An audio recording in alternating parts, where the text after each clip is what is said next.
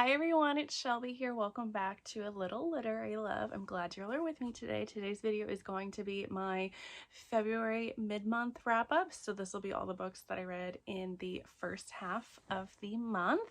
I'm really excited for this one. So I read 5 books. I did DNF 1 book, so I could have had like 6 to share with you all, but I didn't quite make it. But yes, so I read 5 books. 2 of them were 5-star reads, so we're starting off February a little bit better than January, and one of them might become one of my all-time favorite books. I loved it so much. Like, as I was reading it, I was like, yep, this is going to be a favorite of mine. Like, it feels too early since it's only February to say this, but it might be my favorite book of the year. I loved it so much. So we're gonna get right into the 5 books that I read. Of course, starting out the month with House of Flame and Shadow by Sarah J. Maas. So this is the 3rd book of the Crescent City series. Unsure yet if this is going to end here.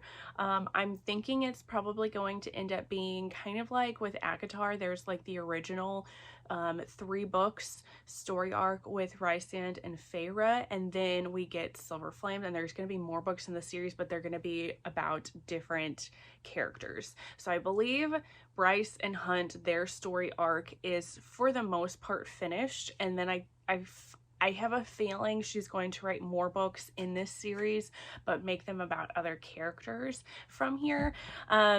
I don't want to say too much about this. I did give it 5 stars, although looking back at it, there are some things that Sarah J. Maas does in here that I don't really care for, but at the same time, I had such a good time with this, and it's one of those books that I'm going to continue to think about. It's gonna live with me. Just a lot of the things that happen, and just her storytelling, her characters are probably my favorite thing that she writes in her books, especially even just like some of the minor characters that are mentioned here have such an impact on the story. They are such strong, even minor characters, and I love them so much. This was jam-packed with action. It was go, go, go. There was not a lot of downtime in this book or like slow moments. There are some here and there, but they are very minimal. It is mostly super action-packed. Lots of things happen in this book, and I just loved seeing the growth of these characters, and all of these characters become these like powerhouse beings within this city and this world, and I just love seeing that happen.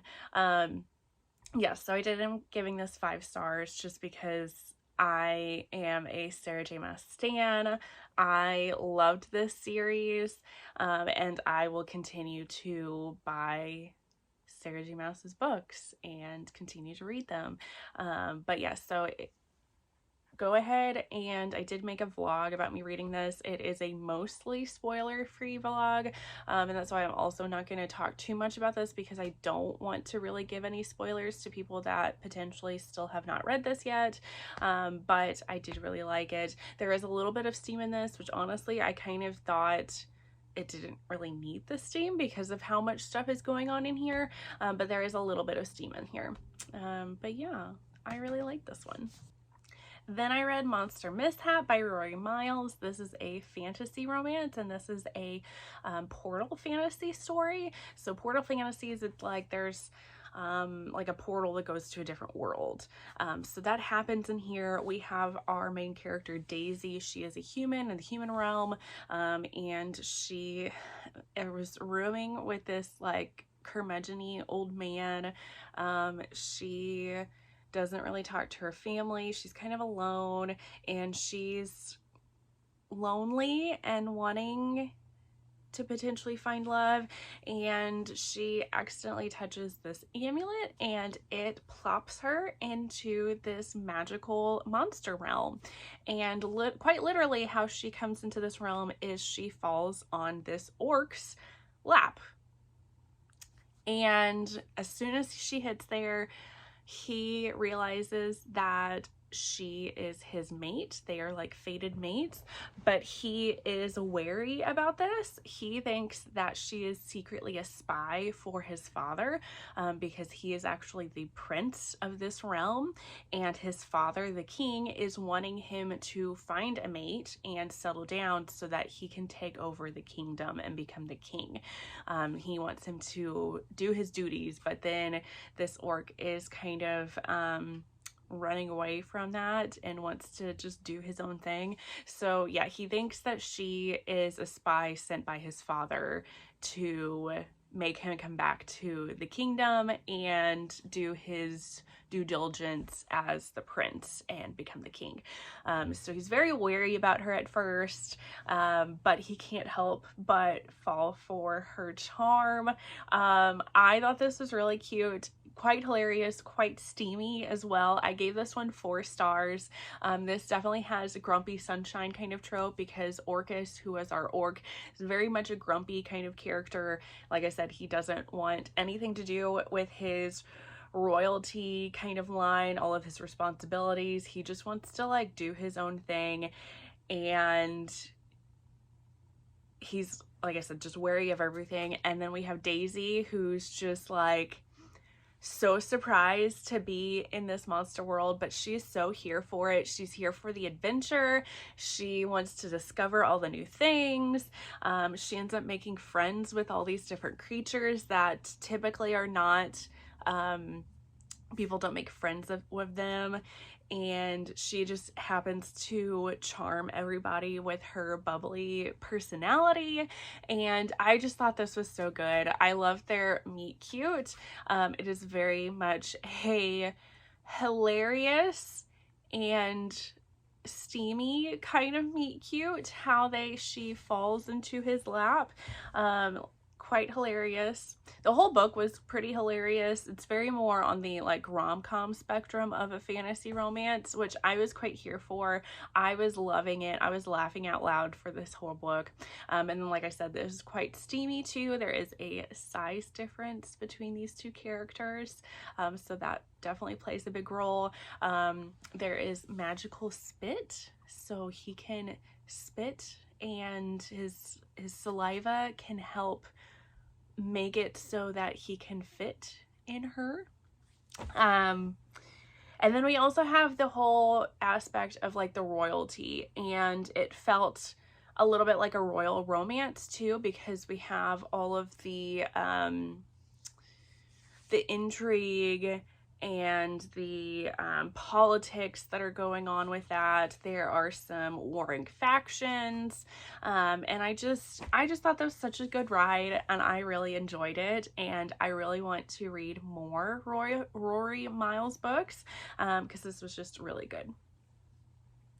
Then I read Hollen the Soulless. This is the first book of the Dokiri Bride series, by Denali Day. This is another fantasy romance series.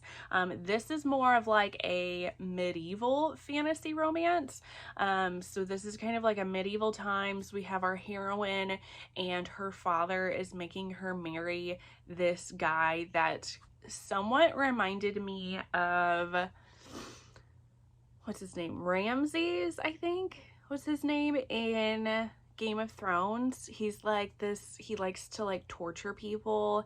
So he's not a great guy, but she needs to marry to save face for her house, because her father has been cheating and sleeping with the queen. So this looks really bad. So he's trying to save face by marrying off her daughter, or his daughter, excuse me. So she is on her way to meet with this guy, her new betrothed, and to marry him, when she gets captured by this heathen-like person, and he rides a, I think they call it wyverns, but it's kind of similar to a dragon, but I think maybe smaller. I could be wrong on that, but she gets captured by this guy and brought to his his tribe, his like stronghold.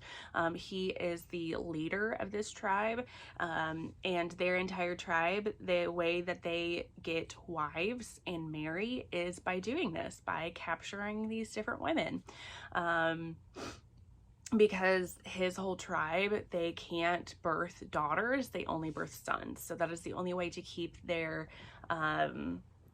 people alive, is to continue to kidnap these women. So this whole story is her and her captor, and he is trying to teach her their ways and woo her into staying with him and marrying him and being his bride.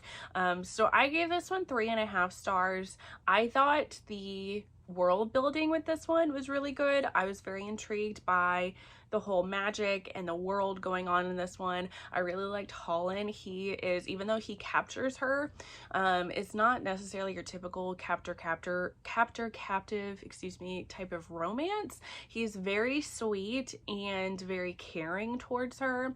I didn't really care for Jocelyn's character. I just found her very irritating and a bit annoying, how she continually wants to go back to her home that she hates, and she makes it very well known that she does not want to go back and marry this guy. She doesn't care for her father. She does not love her father, but she just feels like she has to go back for duty, and he keeps telling her why. You would be so much happier here with me, and you would have choices, and it would just be a better life, and she just refuses, and I kind of get irritated with that a little bit. I also was expecting this like to be a little bit steamier than it was, which I mean is not necessarily a bad thing if you don't really like steam. Usually if I have like a captor-captive kind of romance, it's usually pretty steamy, whereas this was actually more like fade to black, so it was very low on the steam, and I was expecting more because there is a little bit of like a build-up and chemistry between the two characters, so I was expecting to have this like really great steamy interaction when we finally got that, but then like I said, it was fade to black, so I was kind of like jarred by that.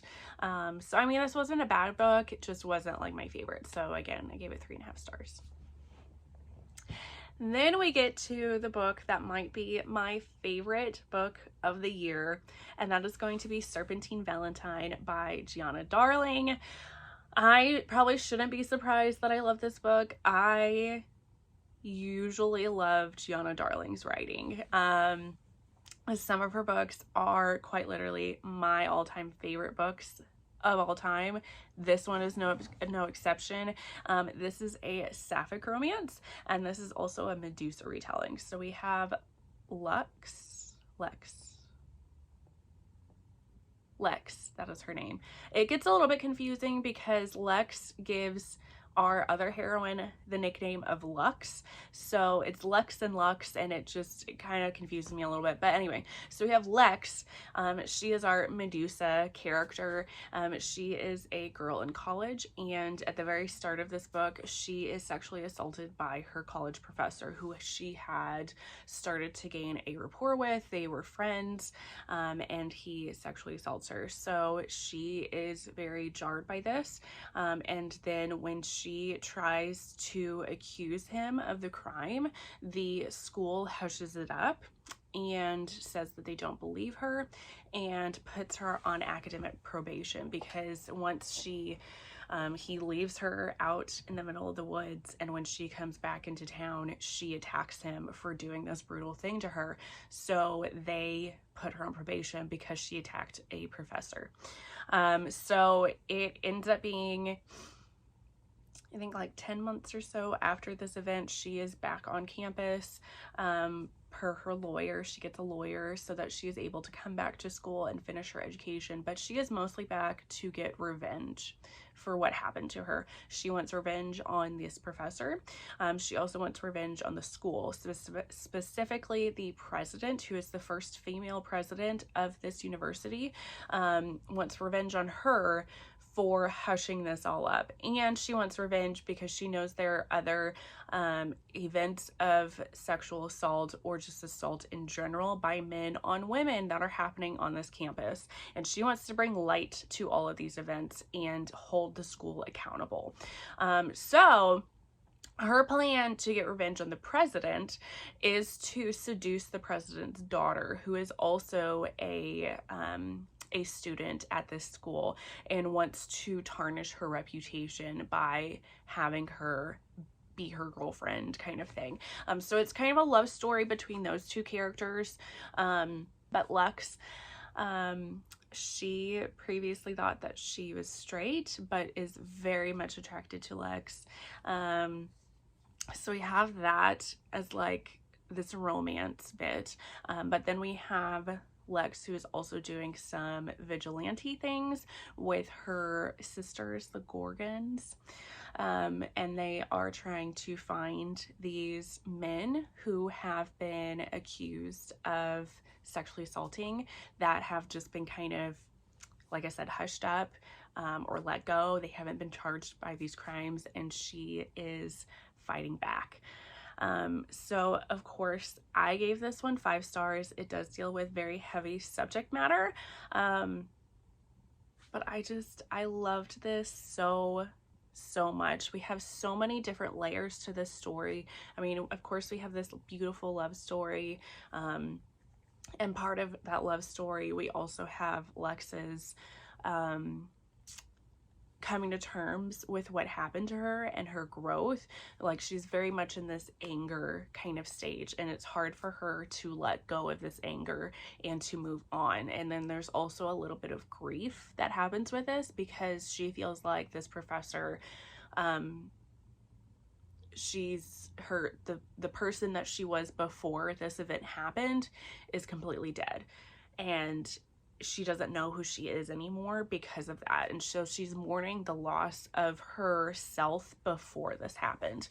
But then it's just very much a story about women and womanhood, and women rallying together to support one another, especially with these such traumatic events, and raising each other up, and very much about not suppressing women voices, because there's also lots of talks in here about why these women have not come forward. So we have Lex, who this big traumatic thing happened to her and nobody believes her. So then all these other women are like, well, either one, nobody's gonna believe me, I'm not gonna get justice for it, or I might get kicked out of school, people will victim blame me. So it's very much a story about that, and I loved it with my whole heart and soul. I loved it so much. I loved the conversations that were had in here. I loved all these different women just coming together to support one another. It was so beautiful. And then we have that juxtaposed with Giana Darling's writing. She is such a beautiful, lyrical almost writer, and she weaves in like classic literature and quotes from that into her writing, and it's absolutely beautiful. And I loved this book so much. So get ready, because I will probably be talking about this book in future videos. I won't be able to shut up about this book. I love it so much. Okay. Then, to get to the last book that I read in the first half of February, that is going to be Halfway to the Grave by Jeaniene Frost. This is the first book in her Night Huntress series. I picked this one up because I was told this gives very much Buffy Spike vibes, and it does. Bones, who is the main male character of this book, very much emulates Spike, and I almost wonder if that's who she based him off of, because he has the British accent, he has blonde hair, And then we have Kat, who is our main female character of this story. She is a vampire hunter. She is a half human, half vampire, and she is hunting vampires because she is raised by her family to believe that all vampires are evil because how she was conceived, her mother was raped by a vampire. So she doesn't ever get to know any of these vampires. She just hunts them down and kills them. So one of the vampires that she happens to try to hunt down and kill is Bones. And Bones is a master vampire, so he does not fall for her. He actually is very intrigued by her. And Bones is actually a like bounty hunter. And so he takes her under his wing and is like, if you want to kill vampires, we need to go through some lessons. I need to teach you a few things about vampires. And he's like, you are only going to kill vampires that I tell you to kill, because he only kills bad vampires, vampires that are just killing for sport, or torturing people, or just all in all very bad, because there are some vampires that are just trying to live. You know, they might take some blood from somebody, but that's about it, and then they leave them alone. So they are partnering together to hunt down this ring of vampires that have murdered a lot of women. So yeah, so that is their story. I give this 4 stars. I thought about dropping it a little bit, but overall I did enjoy it. The only thing was I just found Kat's character to be a bit annoying, mostly because of her prejudices that she has, because she is very anti-vampire in all respects. And then we have Bones that is starting to make her question her beliefs and what she her like black and white kind of views, and show her that the world is more gray and full of more color than just her black and white viewpoints. So I mean, I did find it annoying, but I can also appreciate it because a lot of her beliefs very much stem from her mother and then her grandparents too, whom she also lives with. It's very much small-minded, small town kind of thinking. So I mean, I can understand why, and I'm hopeful. I do want to continue reading this series and see where it goes, but I'm hopeful that we continue to have more growth with Kat's character, and her viewpoints on things. So like I said, I did enjoy this. It was 4 stars, medium steam, but it was pretty enjoyable. So there we go, everyone. That is going to be the 5 books that I read for the first half of February. If you like this video, please hit the thumbs up button, subscribe if you haven't already, and leave a comment down below with some of the books that you've been enjoying so far in February. I love hearing from you all. Otherwise, I am going to see you all in the next one. Bye, guys.